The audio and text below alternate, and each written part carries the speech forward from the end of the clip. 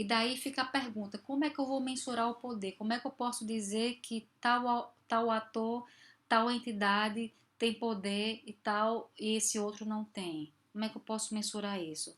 Até hoje, a única forma de mensurar, e o que vocês vão encontrar nos artigos científicos sobre o assunto, na literatura, é que é uma questão de percepção.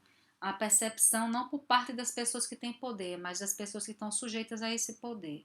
Então, vamos dizer assim, as pessoas que são dominadas é que elas vão dizer realmente esse professor tem poder. Então, só os alunos podem dizer que tal professor tem poder ou não tem poder, ou seja, que além de ter a capacidade de reprovar, tem autoridade, é uma coisa legítima, não é? O professor ele não pode dizer isso, mas os alunos podem. Ou os cidadãos de um país não podem dizer, desculpe, o governo de um país não pode dizer, eu tenho poder. Bom, até pode, porque ele tem o uso legítimo da força.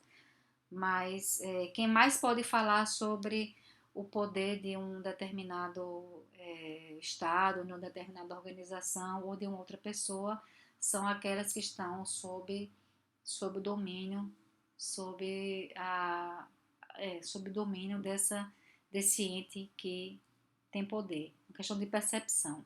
E aí essa percepção a gente nunca pode perguntar diretamente, porque a gente nunca vai ter uma resposta clara.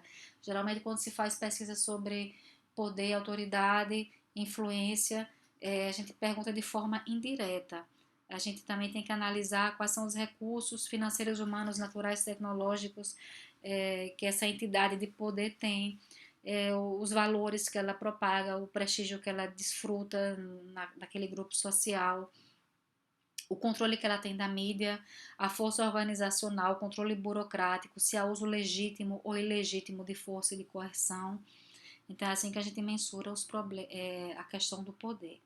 Existem alguns problemas nisso aí, sim, né?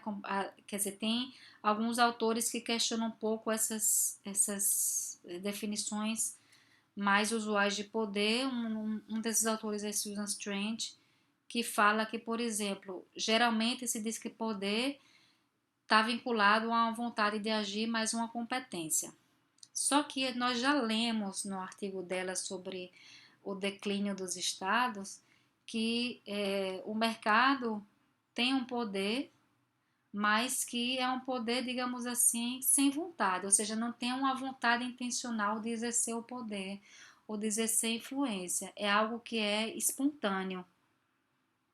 Então, Susan Strange diz o seguinte: meu ponto de vista é que se e quando você tiver que adicionar força de vontade e competência ao tipo de recursos que podem ser contados, ou seja, homens e mulheres imateriais, você adicionou dois fatores não quantificáveis e imprevisíveis para a equação. Ele diz que, além disso, é, essa questão de vontade de agir e competência são coisas que não se podem mensurar, não é? E além de tudo, o mercado, ele não tem uma força, é um poder impessoal e não intencional.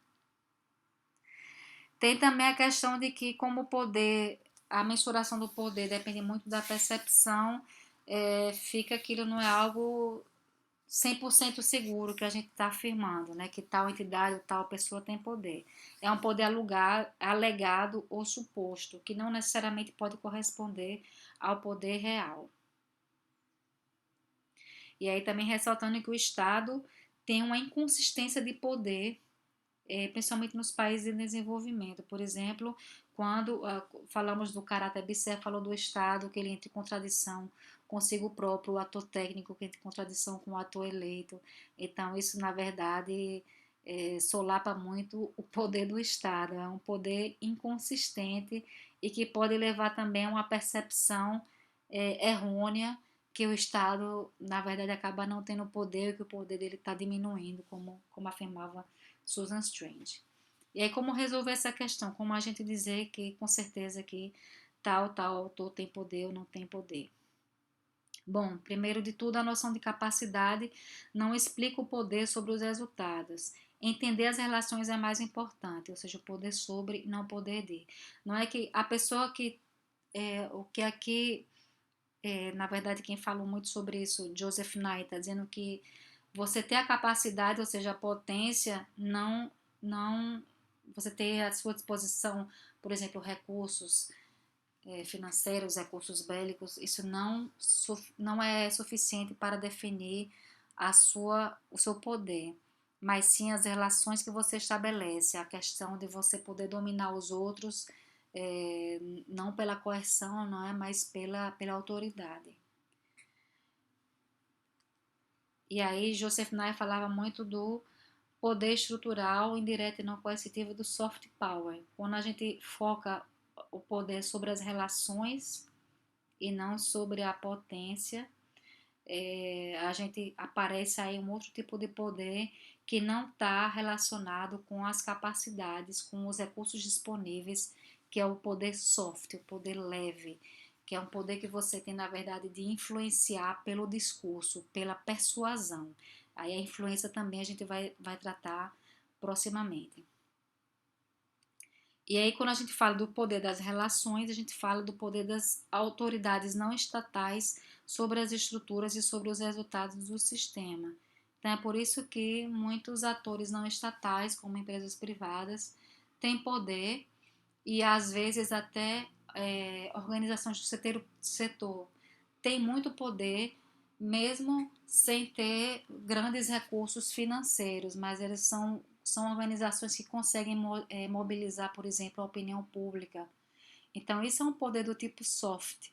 É um poder que consegue pressionar os estados a fazer o que essas organizações têm interesse que seja feito, ou seja, fazer com que essas organizações tenham as suas preferências, façam com que as suas preferências prevaleçam sobre as demais, simplesmente pela questão de poder mobilizar a opinião pública.